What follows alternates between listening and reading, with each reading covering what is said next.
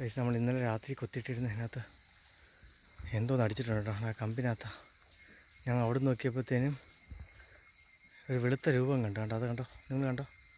കണ്ടാ കാണുന്നതാണ് ഗൈസ്. കണ്ടാ അത് മീനടിച്ചെടുക്കും കേട്ടോ. ചത്തം തോന്നുന്നു, ഡെഡായെന്ന് തോന്നുന്നു.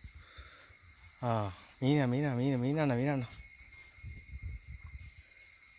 അയ്യോ, ചെറിയൊരു വാഹ അടിച്ച് പെരിപ്പിച്ച് ചത്ത് കിടക്കും.